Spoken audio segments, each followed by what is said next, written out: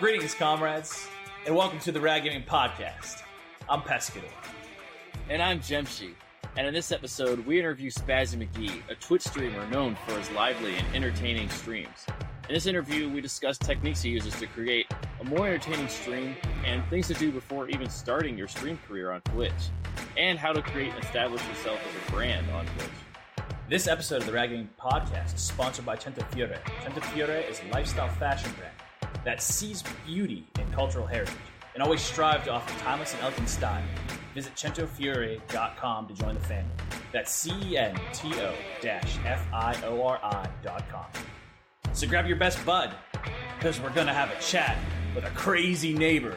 You know, old Spazzy McGee.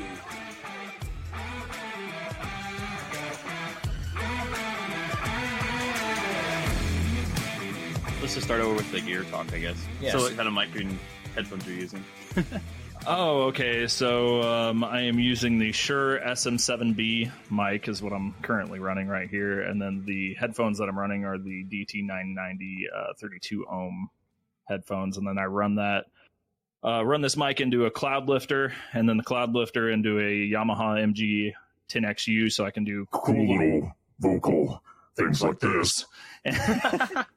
And see, I run that through a pedal so that I can do that, which is kind of like a part of my stream that I do for like little introductions and stuff. So, Right. So are you kind of a musically inclined person? Like, is that something? Yeah. Actually, that thank God for my musical background, I guess, because if it wasn't for that, I wouldn't have had the skills to do what I do on Twitch. That alone kind of provided a foundation for like my background in graphic design, networking, marketing, entertainment, and overall like people skills.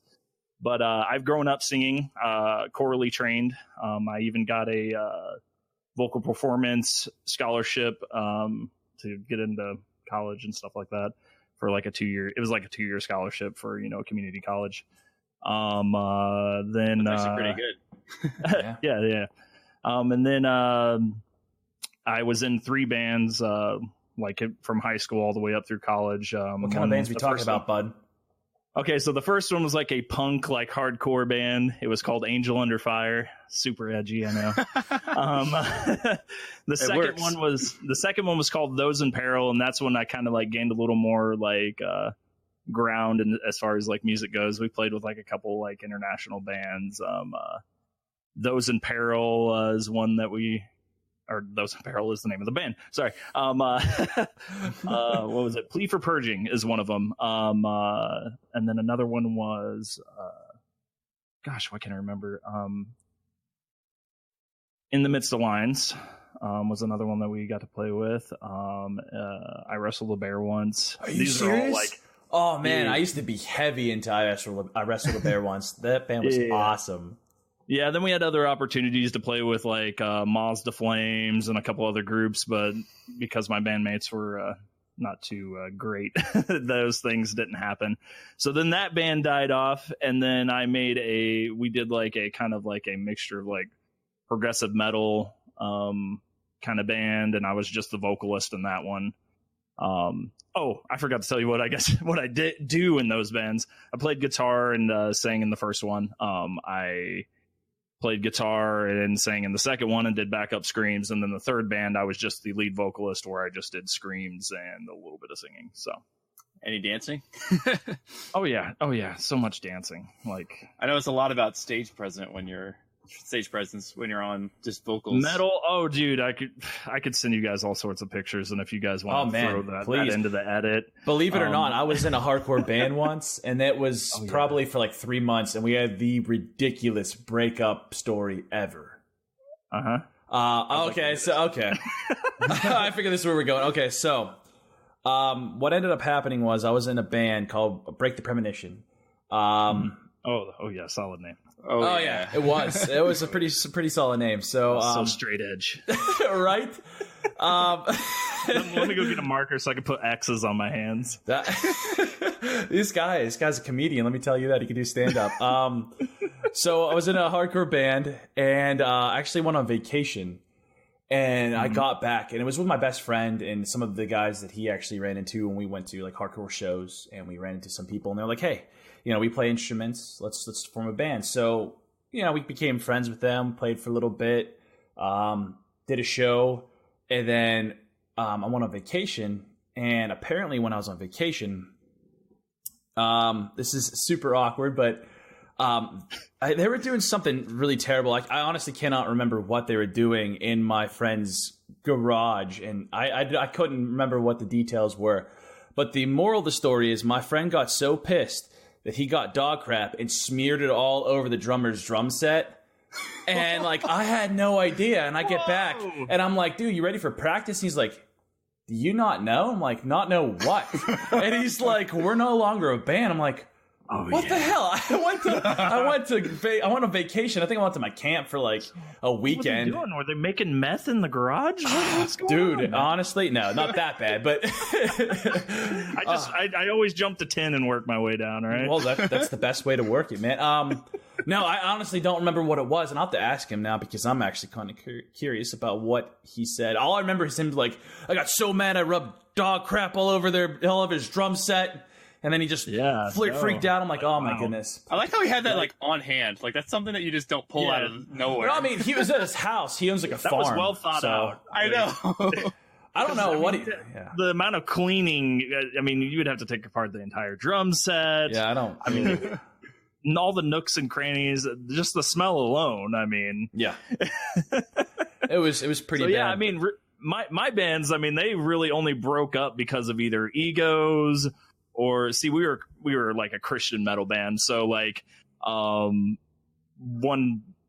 my last group, the drummer, he ended up leaving because we caught him smoking pot, which isn't really that big of a deal, but we were trying to withhold this image of being a Christian group. So and it wasn't even the smoking pot we really had a problem with. It was the fact he just wasn't showing up. He was so blazed he wouldn't show up to practice. So damn. There's a problem caused from that. Yeah, we were like, "Hey dude," and he's like, "Oh man, no, I've just been watching cartoons all morning." And we're like, "You don't want to come and play drums?" "No man, that sounds like too much work." I was like, okay, whatever.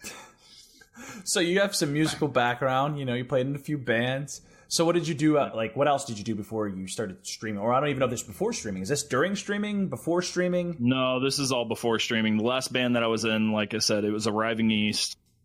Was the name of it. We actually made a full album. Oh wow, is this available on iTunes or something? No, it isn't. So it's poorly mixed. The music's great. If you listen to it, the music's great. It was just poorly mixed. And so, we never really went any further than that. What ended up happening is I actually moved from Southern Illinois up to Central Illinois. And then we all just kind of decided it was time to call it quits because we all decided that we were moving on to the next level in our lives, becoming adults. And so that's what really ended up happening. And then we never could just hook back up again and make music. So that's really the story there. But I messed around with YouTube in high school just a little bit, but really I got into streaming around April 20th of 2016. That's when I first got my account, and then May 1st, after much needed planning, I say that with a lot of sarcasm, I started my first stream on my Xbox playing Dark Souls 3 because I think maybe it was a little later than that. I don't know when Dark Souls 3 released. I can't remember exactly. But at this point, I had already had a nice PC rig, but I was like, man, I don't want to really $70 for a webcam. I don't know if I really want to do that. I don't know what this is going to turn out to be. Yeah. So I really just, wanted to just kind of dip my toe into everything. So you used the Kinect? Oh yeah. We used the Kinect. Okay, I didn't know. I had went out, and it's funny. I didn't want to spend the money on the webcam, but I went out and I bought a what was it? It was a HyperX Cloud 2, which was $100, right? So I could talk. So I was like, oh no, I won't buy the webcam, but I'll buy this $100 headset. So I went out and I bought that. And then I just jumped right into it. So really my goal originally was to make friends, because my amount of gaming friends were kind of dwindling down because we were all growing up. Hard to kind of schedule. Schedules conflicting, etc. And I kept on seeing these Twitch ads pop up, and not to mention I had a couple of friends of mine who were mentioning, Twitch, and I'm like, oh, what's Twitch? What is this? Because I was still watching a lot of YouTube and stuff like that. Yeah. And, so I actually logged in, made my account, and then I was floored by the amount of people that were just gaming and making connections with these random strangers. And I wanted to be a part of that. So as soon as I got plugged in, I was hooked and decided I wanted to take it a little more seriously. So I went out and I finally bought the typical Logitech C920 webcam and dove right in. And ever since then, I haven't really looked back. And as it's progressed, I've kind of garnered more and more of a passion for it.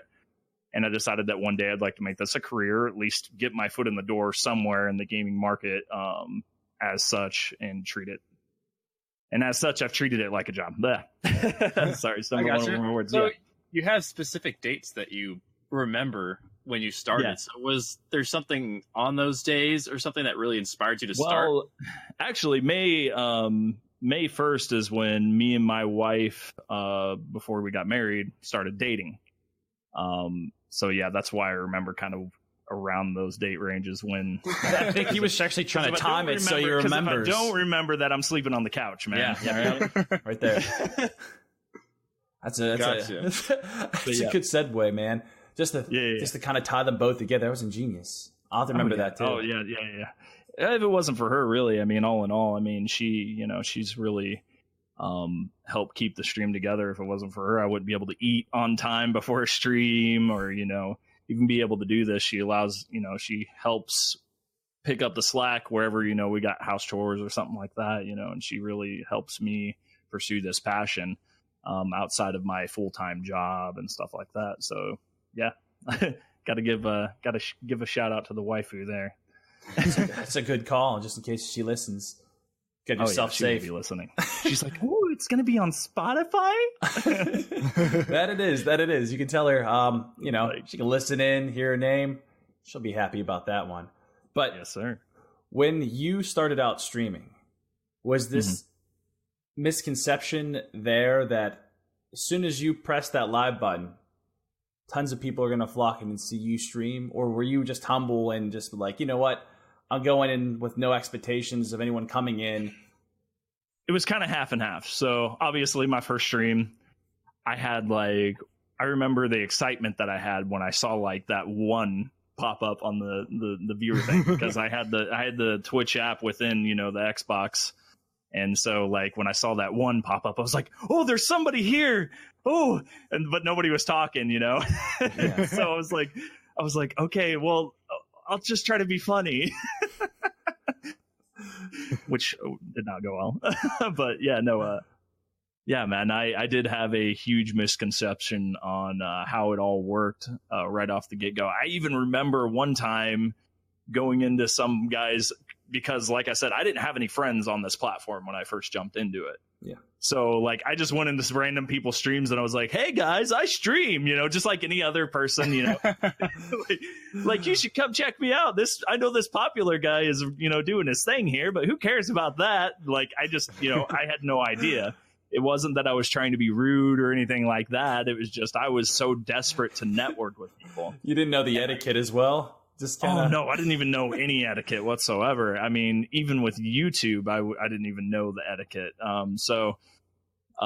Yeah, and I remember my first team that I got on was just, it was a partner stream team, and back in those days, that was a really, really, really huge deal before, Twitch came out with communities, and here recently they've dumped that off, so now teams are kind of a big deal again. But I joined my first partner Twitch team, and I literally had somebody just put me down in the dirt.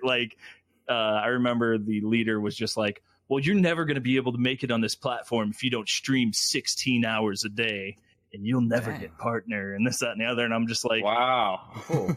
Because I guess they were analyzing me and analyzing every little made or things that I said in my stream or, whatever. And I guess they just decided that they didn't like me one day and just decided to just put me in the dirt. And I was like, okay, I'll show you.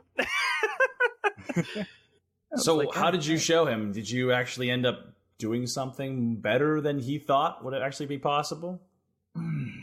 Well, the leader of this group was actually she, but no, really, all in all, I just kind of took that and just kind of rolled with it. I was just like, I'm going to keep continuing to do things the way that I know hopefully down the line will work, and just continue to be kind to people and to be genuine with people, and hopefully that will garner an audience. And over time it did. And it really hasn't, like, I guess, taken off until here recently for me. But no, I think the biggest trial for me in all of it was finding my niche, because I had jumped in, I had played Dark Souls 3, and I played that hardcore for probably a good couple months. Then I think a little bit after that is when the PUBG and the whole Battle Royale craze came out. And so I played nothing but that. I played Rust a lot, which was a really big game for me for a while. And then I got tired of the toxicity in that community. Right, it's a very frustrating game. Oh, that game is just, oh my God. So I love it, but like it is all about destroying somebody's life, like in that game, because you'll spend like an entire week grinding to get all this gear and to build this awesome base. And then somebody just comes in that has a Zerg or, a clan, as most people know. And then they'll have like 20 to 30 people in it, and they're way far ahead of where you were. So they just come in and just blow down all your walls. And some people, if they want to fully disrespect you, will take out your flooring and then just destroy your base entirely. So you'll log in and there's nothing there. So people just lose their crap. Stream sniping's really, really bad on it. So much to the point that they actually had to program in, something that changes your screen name and doesn't show you where your server is. And oh my gosh, man, it was a nightmare. So then I went from that to a game called Hunt Showdown. I garnered an even bigger audience with that game. That was made by Crytek. It was kind of like a that game looked PvE. really fun. I just never. Oh yeah, it was a lot of fun. Yeah, it was a lot of fun. And then from that, up here recently, I kind of dabbled in Monster Hunter, and then what was the other one? Halo 5. I started to jump back into that because I wanted to be somewhat good and competitive in that, and then I realized, I am not as near as good as I thought I was. And then I recently got into Star Citizen, and I've been playing that. That's been my main game ever since, and I really, in those transitions from Monster Hunter to Halo to this, like I've started to grow now, where I'm getting a little bit better viewership and stuff like that, to where I can start looking at potentially eventually doing partner push and stuff like that. So you said that you started growing now.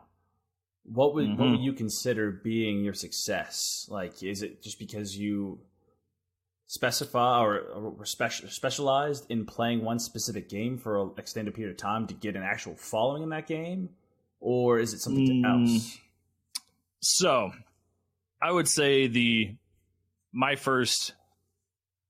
Heck, yeah, I would even go as far as to say this is my first 2 years I really, really struggled because I let a lot of things get to me, and I took a lot of things personally and got a little too over emotional about it. It wasn't until I met, people like General Andrews and my good friend Flibbity Flam, who were both, huge speedrunners in the speedrunning community and stuff like that, and were already well developed. Wasn't until I met them and they started, kind of honing me in and getting me focused on the right things that I really started to kind of grow my stream and grow my network, because I got to the point that I was caring too much about other people and what they thought of me and stuff like that, because we were trying to start a community, which I mentioned that briefly to you. And, things got toxic and there was a lot of drama that happened and stuff like that. And I got so involved with that I continuously just kind of throttled my stream. I would start to grow, and I would get up to like, 30 to 40 viewers, and then drama would happen, then it would shoot back down, and it's just like, why, why does this keep on happening? And General's like, well, you got to stop getting so emotionally involved. He's like, the people who care about you are the ones who are going to stick around. Right. Yeah. And, so that's why we originally, made the 8-Bit Dojo back in, 2016, but it's now just starting to come around to where it's something where it's like a Twitch community that is more like a family So we not only wanted to create a place there, like, of opportunity and new upcoming content creators, but we also kind of wanted to create a hub for our viewers. And we wanted to really bridge that gap between content creators and viewers, providing like a rewarding experience overall. And then we also made our partner Twitch team Bankai, and that was kind of more the people that were in the 8-Bit Dojo that had put in the work and had, went out and properly networked and communicated with people and done all the right things to become a part of that team too. Yeah, that stuff's really hard to learn, just the networking and trying to connect with people. Like you said, like you start out and you're just kind of throwing your link out there and your name, just trying to get everybody just to look at you, and you're like not really caring about, you're not really caring about them in return. Yeah, and I mean, there's a million different ways to do things. I mean, you can't skin a cat the same way.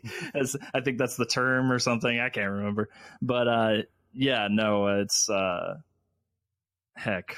I've seen tons of the follow for follow groups. I've seen the sub for sub.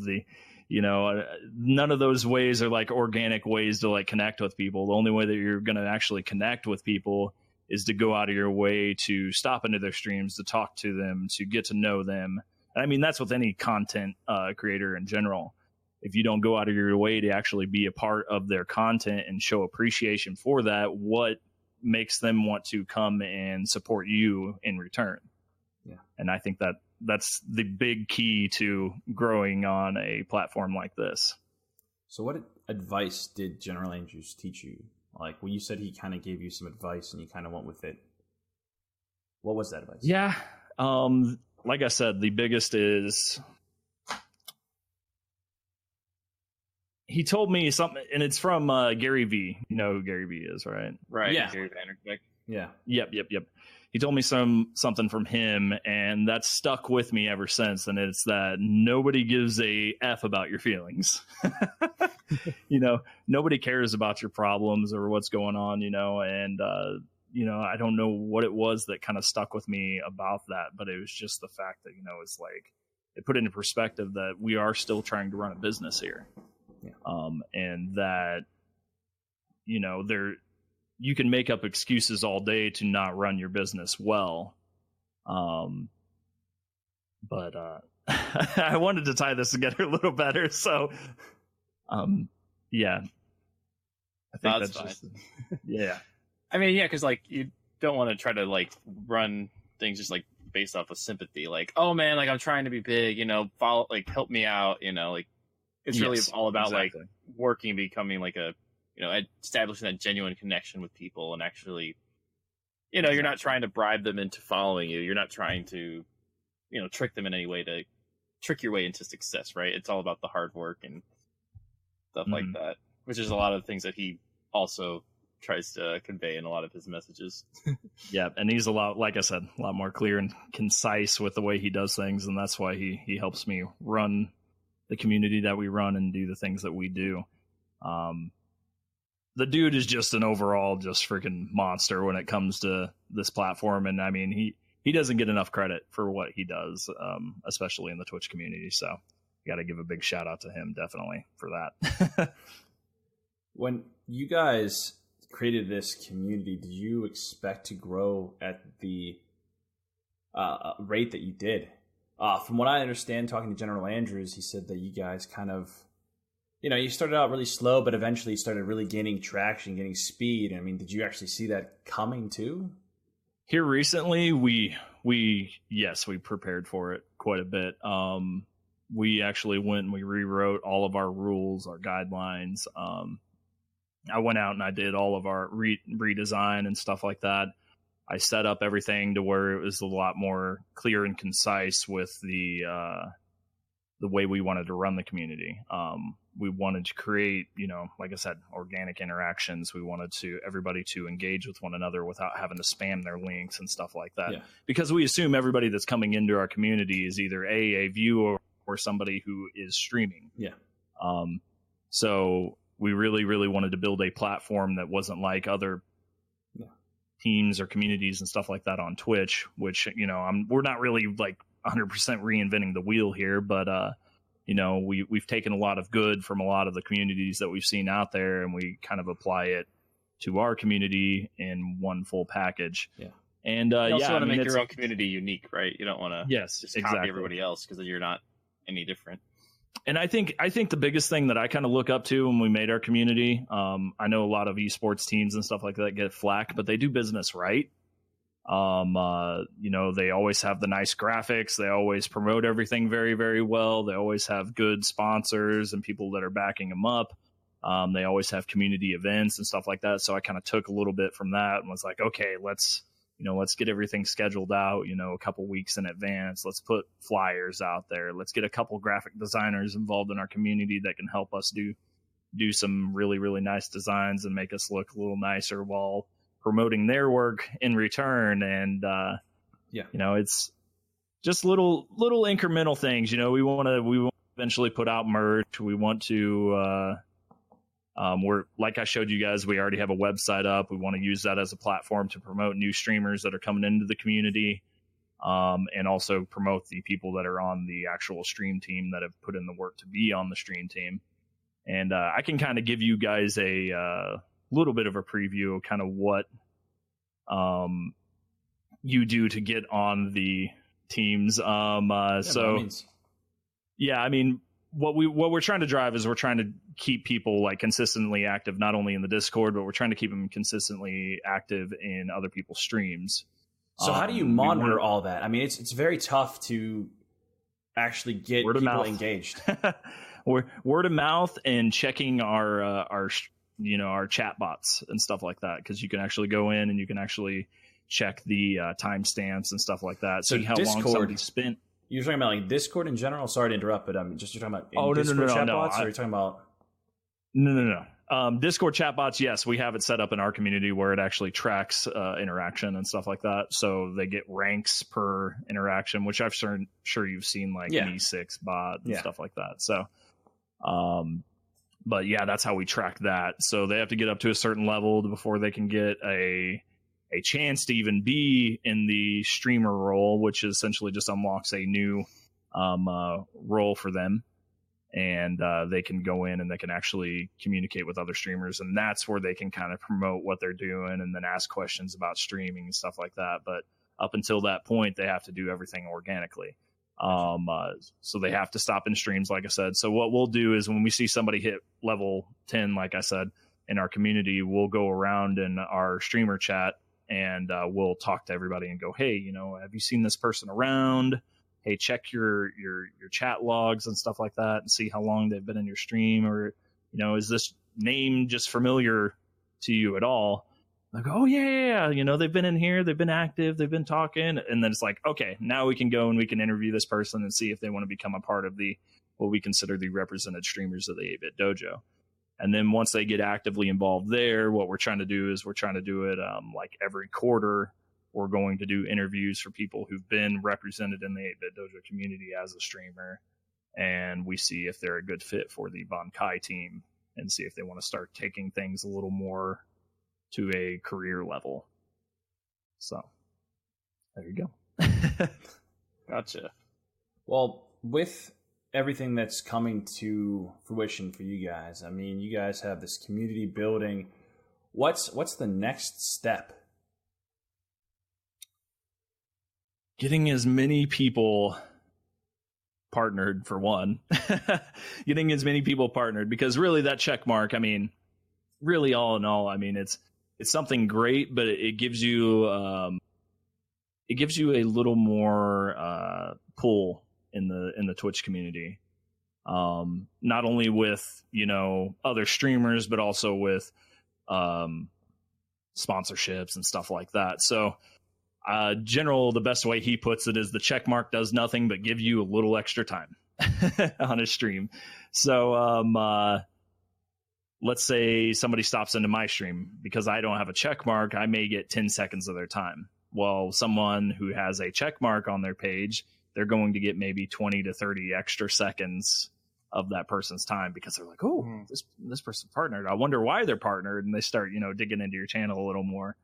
So I think it's just that, is just actually being represented by the platform kind of gives you a little more edge to everything. So that's our next step, is getting more people on our team partnered and, start to gain traction there, because, the more of us that do it, the more of us that get it, the more of it that actually trickles down to the rest of the community, because that's what I'm all about. I mean, I'm so OCD about my support. I mean, I have a separate computer that I keep that keeps up lurks for CADGAR links, which is like a multi-stream thing, and it shows live video, and they're all unmuted, and all these other little tips and tricks to make sure that people get my view. But these are people that I know that have been into my stream, have been supporting me, and I support them. And so I have that list. I have people in specific game communities that I support. And then I have people that are coined my outside supporters that are not necessarily involved with the 8-Bit Doja, but are involved in other communities that I'm a part of.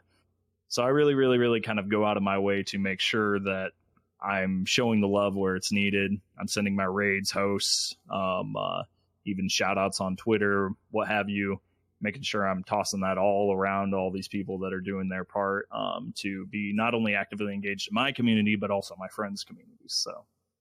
So it sounds like you're kind of a part of a lot of communities. So where do you have time to do this? You're streaming, you're working, you're also trying to, network.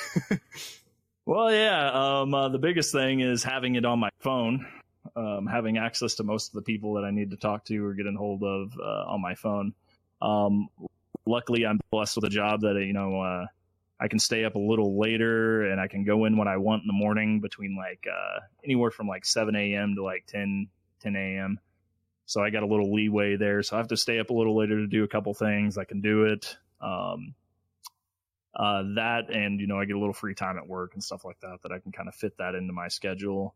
And then, like I said, because my wife is so supportive, she lets me take time, like today, doing an interview with you guys. Right. So, I'm sure that you got to also spend time with her, take her out or go out and do things. Scheduling and consistency is the biggest thing. And I'm sure you've heard that from any other streamer that you've talked to. Scheduling, right. Consistency, networking, and making sure that you're active in the community in general. Right, you're just out there. Yep.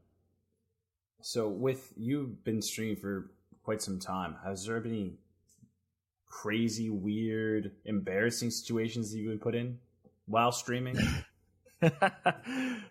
There's quite a few.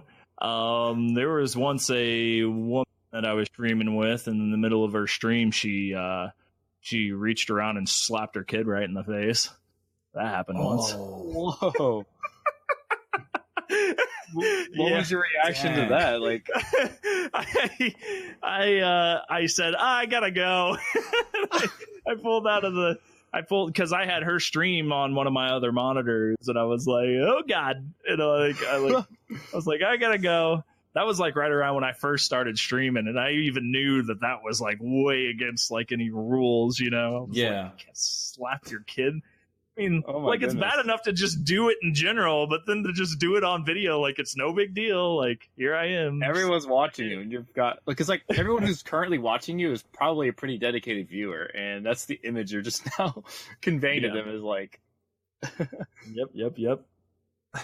Oh gosh. I think one of our other funnier moments, it was me and a couple friends, and it was around playing PUBG time. And I cherish this moment. I think I actually got it on my Instagram and a couple other places, but we were all playing PUBG, like I said. And we were all like, okay, somebody's in this house. And we all got quiet. And all of a sudden we just heard somebody rip one. And I mean, it was just clear as day, just the loudest fart. And we just all started crying, laughing. That is probably one of my more I guess it's kind of embarrassing for the person who did it, but they were sitting on a wooden chair. Yeah. So apparently they were sitting on a wooden chair. They didn't actually have a nice gamer chair or anything like that. And so it was just perfect enough that it was just couldn't absorb the blow, could it? Yeah, couldn't absorb the blow at all, man. It was just and I was like, oh, hello. Was it safe to assume that everyone died in your squad because you guys were laughing too hard? That's exactly what happened. Because it was shortly after that we all literally died because we were crying. We just couldn't pay attention to the game anymore. But yeah. Oh, man. And there's plenty of other crazy moments that I've had. I think one of my favorite streams that I've done is we did this. It was like kind of like a team multi-stream thing, and General Andrews was the one that hosted it. And I don't want to say it was a multi-stream; it was a co-hosted stream. So he was the one that was hosting the event. We were all on his channel being involved, and we were playing this game called Red Falcon Run, and it was kind of like a mixture between Galaga and Asteroids and stuff like that. But your whole point is to go around and get as much points as you can while avoiding other ships that are shooting you. And it's kind of retro and stuff like that. So, but General Andrews, that was like one of the first streams that he did his persona, Jimmy Andrews. And it's like this, this esports, like over the top, like announcer guy where he's just got, where he's just got like this huge ego and everything like that. And it's really, really cool to see him do it, because usually when he's doing his streams, he's doing his speed runs and stuff like that. He's like super like honed in and focused, and he's trying to entertain on top of that. But in this, he got to be fully unleashed and let out his full personality. And in the midst of that, it was just some of the best like gaming like times. One of the best gaming times I've had, because we would get on, and the way he did it is he'd pull up us we had it set up to where like our Discord, or it's not Discord, our OBS was being captured by Discord, and he could pull us up full stream with our whole like stream setup, essentially is what it looked like. So it was us on top of the game and stuff like that. But he had each one of us like try to get the highest score. So he was like taunting us and like, making fun of us and stuff like that, or trying to engage in conversation. And oh man, that was a great time. So kind of on that topic, like what things do you do to really bring entertainment value to your streams? Because I know that you got to kind of change it up, try new things. I'm surprised you actually haven't seen it go around. So one of the things as I do is that usually when somebody comes in and follows my stream, right now I do welcome to the Ape Dojo. And I do that because I'm really, really into 80s, and early 90s kind of stuff. And, that I kind of got that idea from Power Rangers and, Zordon. Oh, yeah, I was going to say Zordon. So you're all about that. That's awesome. That era? Yes. So I was just really into that. I, for the longest time, I'm actually getting ready to change my branding up, but I'll explain that. That's kind of a segue into another conversation. But I wear the headband from the Karate Kid and stuff like that. So I just really kind of didn't know overall what my brand was. I was just like throwing together all these like things that I liked. I love anime. I love Japanese culture. I love, kung fu movies. I love, like I said, I love all the 80s and 90s like TV shows, movies, stuff like that. So I kind of just incorporated this huge jumbled mix. So if you come in, sometimes you'll see an alert go off with like Arnold Schwarzenegger, saying, "You are mine now. You belong to me." And like, then it'll be like 1,000 Years of Death from like Naruto. And then there's multiple other like anime and, those kind of movies references there. And then on top of that, I set a sub goal, and then every time we like hit a sub goal, which is like anywhere from like 2 to 5 subs, depending on how crazy the stream is, because I can't spend the entire stream doing this. I do a sub dance called the hentai dance. Can we get a taste of this dance at the end of the podcast? Can we see this? I could just send you a clip, really, if you really wanted to see it and incorporate it. Well, just describe it to us then. Yeah, well, there you go. Okay, so I literally just put glasses on, right? Just put my sunglasses on, and the song starts playing. And you can look it up on YouTube. It's like the second song down on YouTube. It's like my buddy, who's a big anime guy, big weeb through and through, he's the one who originally showed it to me, and he's like, it would be funny if you like did like a dance or something to this. And so it's got that, and it's got my camera repeated in multiple ways, and it's got like crazy lights and stuff going on in the background. And so I get my sunglasses on, and I start doing my dance, and then it'll zoom in on my face, and at the beginning of the song it says hentai, and like does this moaning noise. And so I'm just like, hentai, and then we segue into the Spider-Man plus poo emoji, and I kind of twirl that around and jump around with that for a little while. And then towards the end of it,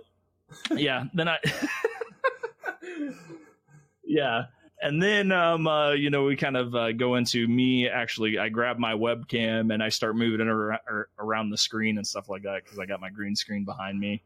And then it just becomes chaos after that. But I guess people like it. And it goes on for like a minute and a half. So people, usually I think my favorite part about that is when I get a new viewer and they come in and they're like, what the F is going on? And, half of them like it, half of them leave. But no, I mean, I've done that. I've done events as well. So when we try to hit sub goals, I'll do like a special event. Like one, I put makeup on for the stream. Another one, I think I may have shown you a picture of this. Once again, this is something else I can send you. Sailor Moon. I put on a Sailor Moon costume. Yes. Oh yeah, it's so hot. It's so hot. No, my wife actually would not like throughout that entire stream. Like, I'd go and I'd take my break and I'd go in the living room, and be like, hey, honey, and try to give her a kiss like I usually do, and she just looks at me and she's like, no, I can't. You look too much like your sister. Oh no. Because I did look a lot like my sister. It was kind of weird. I was like, oh no. Oh no. So, I didn't even save the VOD. It creeped me out so much. I was just like, no. So then another one we're going to do here soon is we're doing a Bob Ross stream. My wife is actually an oil painter. If you see behind me here in the corner, there's an easel there. It's actually a Bob Ross easel. Oh, nice. We're gonna do a Bob Ross stream. So she's gonna dress up like Bob Ross. I'm probably gonna do the squirrel. I was gonna ask, are you gonna narrate? You're gonna be like, oh, we're gonna paint a nice little. No, I'm gonna actually. She's gonna be the one teaching me and narrating, and I'm gonna be the one painting. And it's gonna be a train wreck, I'm sure. And then another one I'm doing is actually a dating simulator, and General Andrews is going to voice the woman in the dating simulator. So. That's gonna be hilarious. You have to tell me when that's gonna go down, because I'm interested to see what this is gonna pan out as. I don't know if you've seen any of his cosplays, but it's gonna be great. He does. I actually have not. He does a cosplay for Zombie Ate My Neighbors. Is that what it's called? I think that's right. Let me double check that. It's an old. I'm not sure if I'm familiar with it. It's an SNES game. It's Zombies Ate My Neighbors. There is a girl, which I cannot remember her name, and he's going to kill me for forgetting her name. But there's a girl who's played in it, and she wears like a red, I think like a red cap, and then like has pigtails, and so he has that and like red lipstick on, the whole 9 yards, and he looks really good.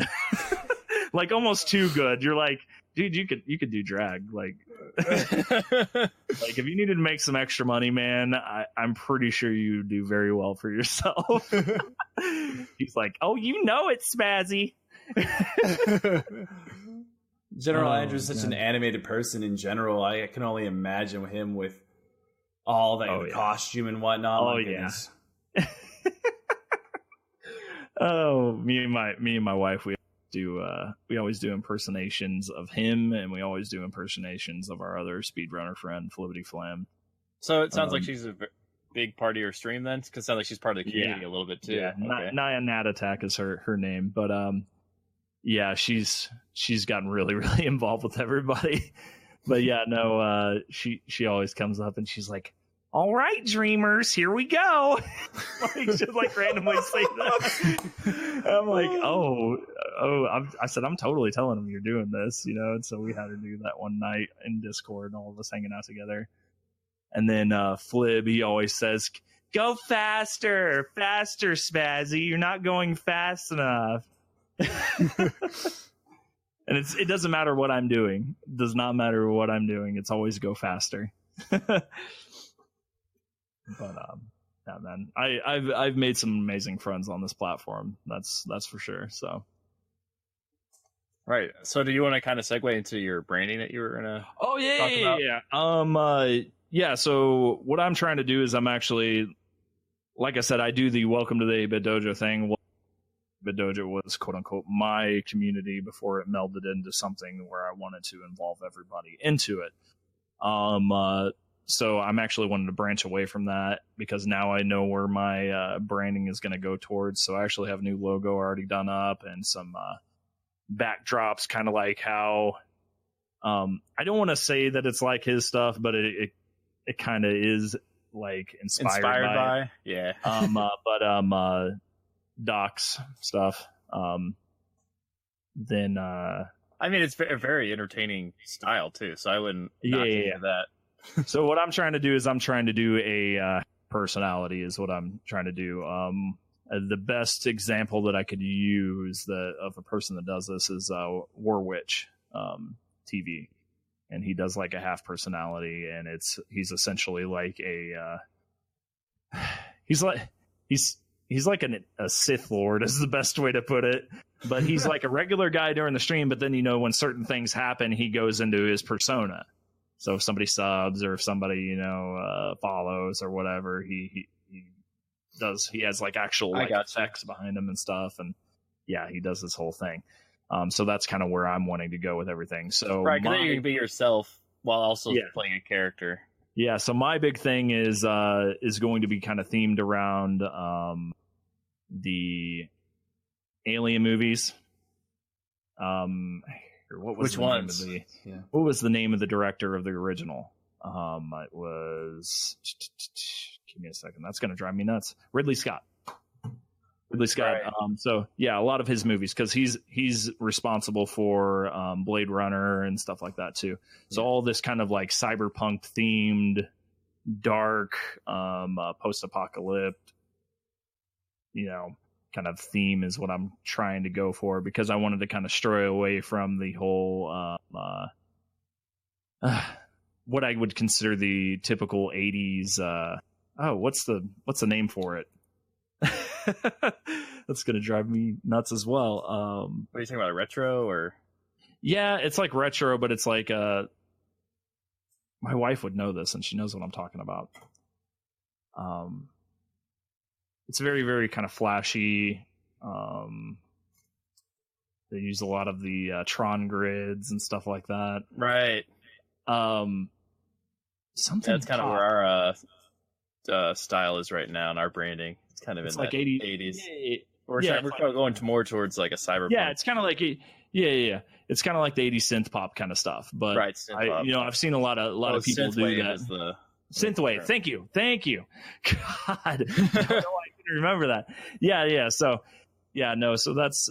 I wanted to kind of stray away from that because I noticed that a lot of people do use that on Twitch, or they go out and they buy designs they all kind of look like that, and I was just like, man, I love that style. I said, but I really want to kind of like try something a little different that's kind of in that zone, but a little darker. Right, kind of stand out in your own way. Yeah. So that's kind of what we're doing. But I've been caping it on the DL for a long, long time, and I've slowly started to cue that in, and it works out great now that I've started playing Star Citizen, and I've been playing the space game that's kind of got this dark theme behind it all, and right, so your brand is just going to kind of meld into that. Right, exactly.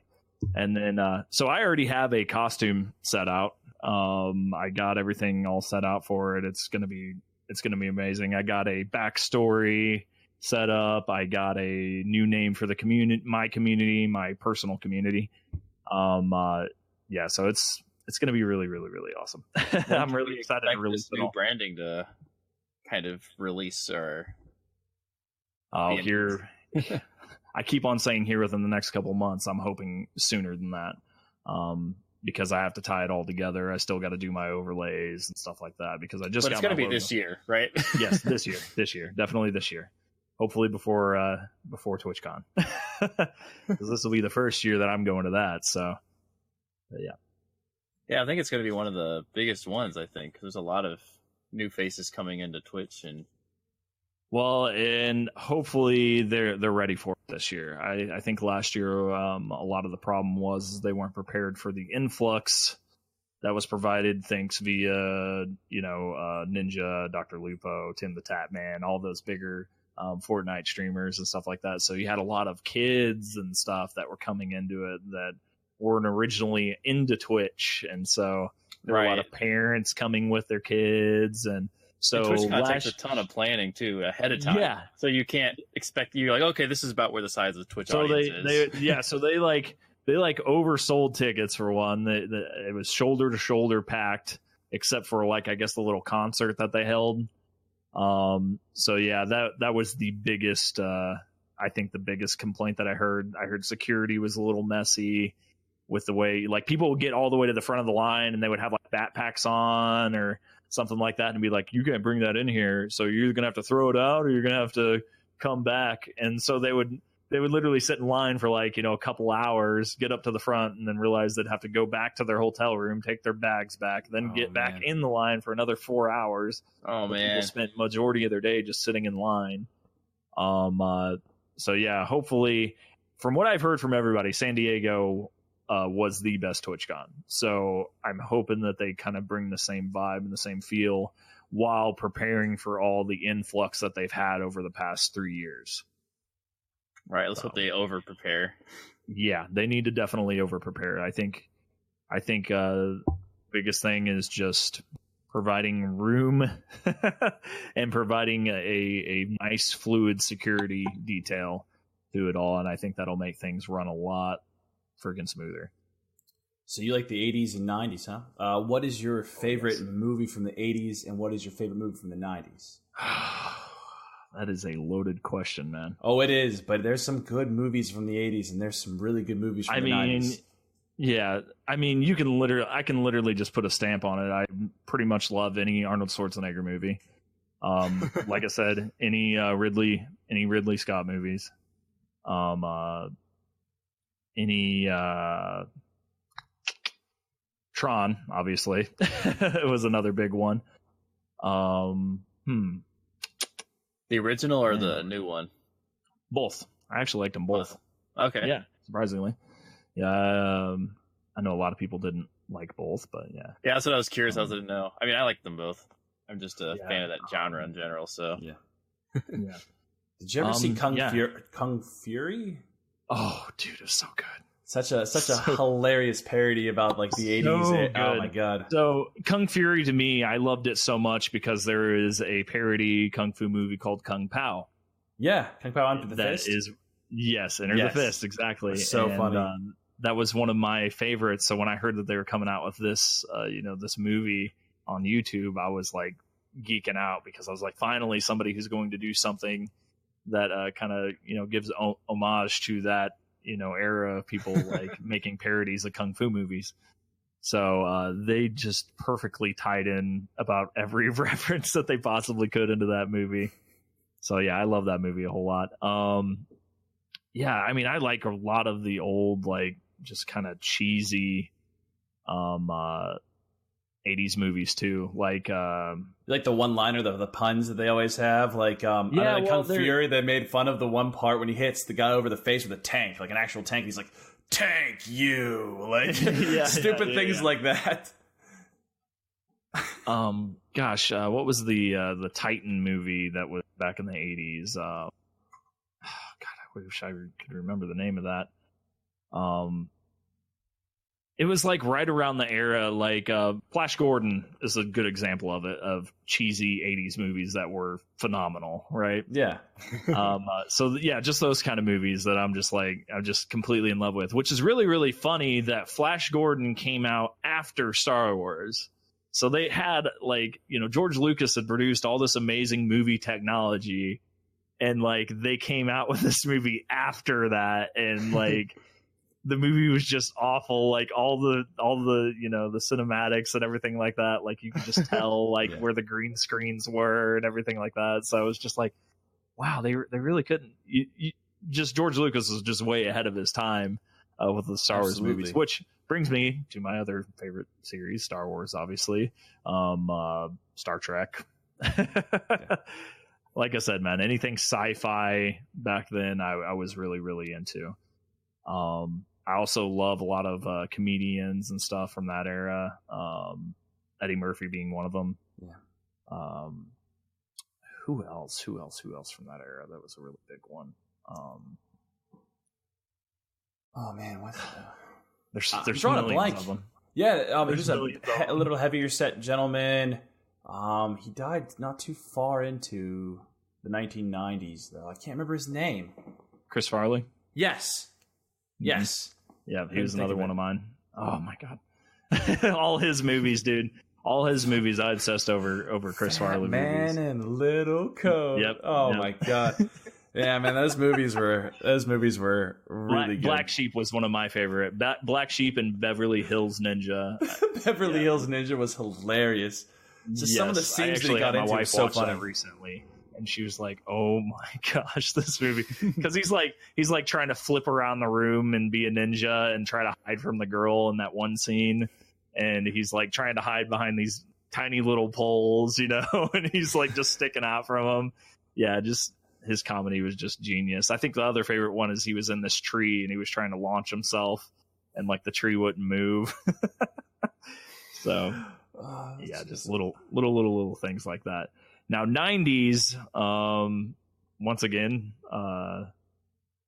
obviously Power Rangers, man, is another big one that I freaking loved. Well, it depends, man. What color? Like, what was your favorite Ranger? Who was your favorite Ranger? To say what color? Like green and white. Obviously, that's the right answer. There you go. Everybody hates me for this one, right? I actually liked White Ranger more, and I know that he was an after. He was an afterthought, Yep. They killed off Tommy in the original series, and they were like, let's bring him back as like this deity essentially, and everybody was super, super mad about it back then. But I was like, you remember the original like their first movie that they came out with, right? Was it the animal? Oh man, what was it? Like they have the animal instead of the, like they lost their actual Zords. They weren't dinosaurs. Ivan Ooze. Yeah, was it? It was. They lost their Zords, and they weren't like dinosaurs or prehistoric creatures anymore. Mm-hmm. They were actually like so one was a frog. Like they were actual animals this time. So so they went to this area where they found these prehistoric relics, and then that's how they became Power Rangers again. Yep. But yeah, that freaking movie was just, it was golden. Yeah, I want to freaking meet. I can't remember the name of the actor who plays Tommy, but I've always wanted to meet him. He's in a lot of comic book conventions, from what I understand. Yeah, well, he also did MMA for a while.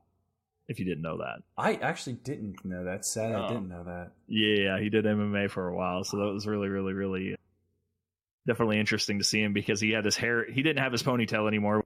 Kind of bummed about, but he had his hair all spiked up and he had a little bit of green in it. And I was like, yes. That's pretty awesome, actually. Did he do good at least? No, I think it was because he was too, there's such a short lifespan for, careers in MMA because they just get the crap beat out of them. And he was just kind of too old to get into the game for it. And despite his, a lot of people don't know this, but he actually did all the choreography for all the Power Rangers. Yeah, for the shows, every single Power Ranger show that you see, that's his job, is he does choreography for it because he grew up doing martial arts and stuff like that. So yeah, it's not like he wasn't familiar with it when he went into the ring. It was just, he was just too old, a little slow. Yeah, and have a couple seconds, kind of, get you tagged, you could be hurt. That's awesome. Did you like cartoons? In the 90s, come on. There has to be, there's tons of good cartoons in the 90s. There's a million Rads, of them. Come on, you got this. Yeah, definitely. So there's Rugrats, there's Rocko's Modern Life, there's All Real Monsters. Yes, Real Monsters, Angry Beavers, Ed Netty, Johnny Bravo. Yep. Yeah, those are all great series that I used to be into. Dang, man. Good times. That was just a golden era of our cartoons. Yeah, they don't have anything cool like that anymore, man. It's super sad. I mean, they've gotten kind of close, like stuff like Adventure Time, and I don't know if you've seen that. Yeah, Rick and Morty. Rick and Morty's pretty freaking good. Yeah. Another one of my favorites was Futurama. I really love Futurama. That was pretty good. Making it. Yeah, but I love that. And then there's anime, right? Yeah, then you open up a whole new can of worms. There's this whole other mass of things, that I grew up watching. Dragon Ball Z, Naruto are two of some of my favorite. Bleach, Inuyasha, Rurouni Kenshin is kind of one of the older ones that I love. Attack on Titan. Have you ever seen Death Note? Death Note, yes. Yeah, that's another my favorite. We actually just finished that here recently because we had never seen it and we heard nothing but good things. And oh my God, did you watch the Netflix? Oh no, Netflix iteration of this? No, I did. It's okay. So they made the main character. They instead of it being Light Yagami or whatever his full name is, they made him Light something, but it was because he was like a white dude in this instead of like being like the name wouldn't Japanese. Really match up. They didn't match it up.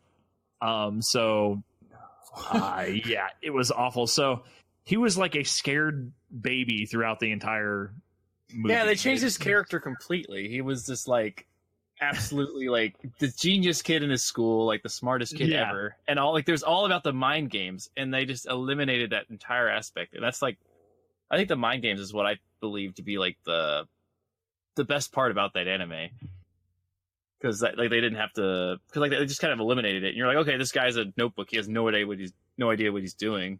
While in the anime, he knew exactly what he was doing every second of the of the story. I was trying to find who I was really, really stoked about for that movie. Who was playing the Reaper in it? What was his name? He was the guy who played Green Goblin and Spider-Man. Oh, yeah. I just saw that name the other day.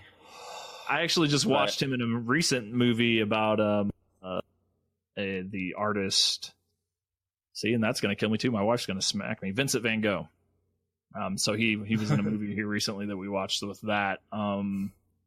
Here, Green Goblin actor. This is why we got Google, man. Yeah. William Dafoe. He did all the voice acting for that in that show, and I was like, oh, sweet. So they're going to actually bring him out, and he's going to they're going to put him on makeup and a costume and the whole 9 yards. No, they 3D did him and just put his voice in it, and I was like, you had one of the best freaking Hollywood actors for a bad guy, and you freaking you made a 3D image of him. Good job, guys. Good job. Yeah, the one live action, because there's actually a Japanese live action Death Note, and that's one that I would recommend. I don't know if you've seen it or heard of it.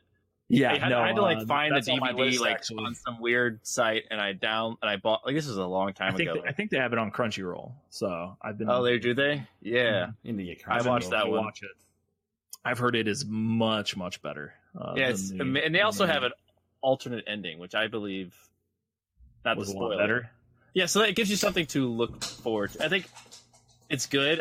Versus all the death and destruction. The other, compared to the Netflix comic one, the alternate kind of take they have on it, I think, really works. And they also, because they kept that mind game aspect to it. So like the ending was like, oh wow, like, Yeah, I'm like next level weeb though. I finally upgraded my weeb status here recently.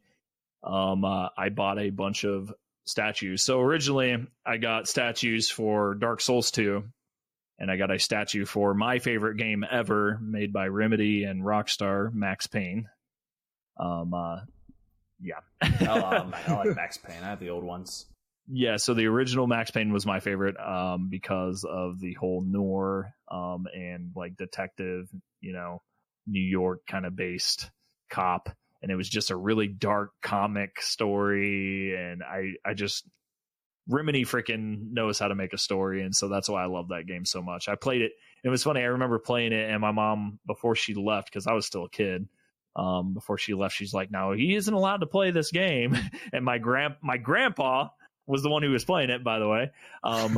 He was like, "Come on, Robert, we're gonna go play this game together." Like, literally right after he left, I was like, "Awesome, yes."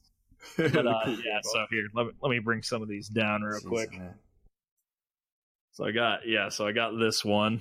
No, that is my Max Payne one. Oh, that's nice. Awesome. Yeah, and then I got here. And then I got my my Dark Souls. Nice, and these are like really high detail ones too. Yeah. They're actually for $100 statues. They aren't bad. And then we get into the really crazy ones, which I purchased this set here recently. This is my trunk statue. That's awesome. And then I got it's a full set. Oh, nice catch! What a catch! Oh man! God! Snag out of here. So there's a comic edition of Naruto that I just recently got. Yeah. Oh my God, that was almost bad. Yeah, maybe we do want to have to get you all of them. Yeah. Yeah. No. But yeah, then Vegeta and Goku and Super Saiyan. Yeah. That's awesome. So they got, and then my very, very last one is Sasuke. So, but yeah. So I went out and I spent all the money on these because I was like, man, I really, really want, I've always wanted a shelf, and I've always wanted like little characters, like just kind of sitting on the shelf to kind of tie the room together and stuff. And I was just like, fine, you know what? I'm gonna go out and I'm gonna spend some money. So I got on eBay, and man, just browsing. the Japanese shipping is just I can't imagine.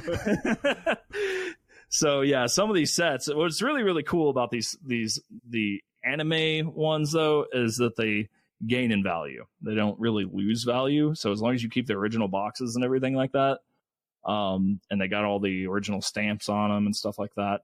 As long as you don't drop them. No. Yeah, right. As long as you don't drop them, exactly. Yeah. No, thank God I caught them. I was like, no. But yeah, no. I went out and I bought that set. It's a Dragon Ball Z Band Presto. I think it's called Perfection or whatever. Super Saiyan Perfection or something like that. But it's a full set, and it's those three in that entire scene. Like, you push it together. But it's originally like, I think they're like $25 a piece. But I just got on the internet here recently, got on eBay, like $150, $200 because you can't find them anymore. Oh, wow. So I was like, man. Woo! I said, okay. Yeah, don't drop that. Yeah, so. At least you're an adult now. It's not like when you're a kid and you want those things. You're like, oh my God, $100. That's like forever. Yeah. Yeah, but, yeah, like I said, I've upgraded. I'm proud of it though. I was like showing them off to people, showing them off to these middle-aged men at my work, and they were like, "It's weird." I was like, "What? You didn't have football statues and baseball?" Yeah. What they do is different. It's manly, and it's my air quotes. Yeah, bobbleheads, exactly. Yeah, like, that's what everybody had back then. Yeah, I think that's one of my favorite things to hear people say, when they get onto their kids for streaming or doing this, that, and the other. It's like, why would anybody want to watch somebody play a video game? And it's like, well, you watch sports. Yeah, it's the same thing. It's competitive, right? Yeah, and it's like, shut up. I think Gabriel Iglesias actually did recently.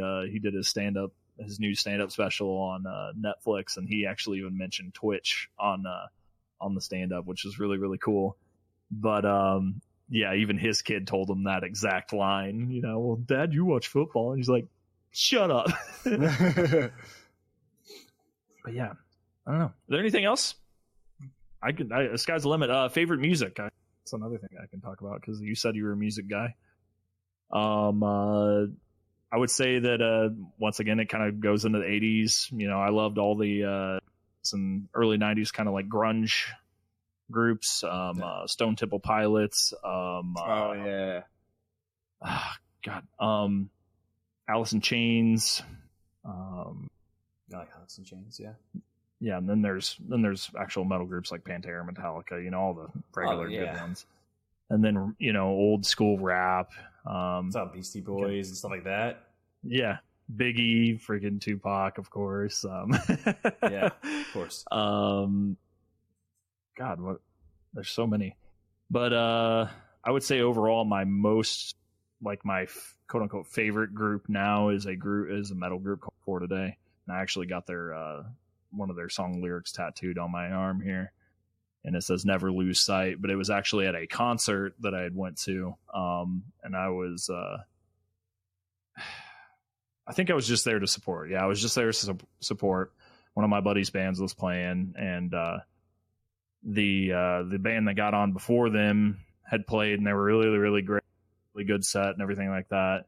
And then For Today got on, and one of their songs, and it's called "Never Lose Sight," and like everybody had their arms around each other and we're singing, and like it was just a really like intimate, like pure, like, you know, metal experience, I guess would be the best way to put it. But I was just like, you know, the reason why I remember that is because that night one of the bandmates, and it was a kid that I knew, he was like 17 years old, had actually him and his buddy had gotten in a car accident coming home from the gig.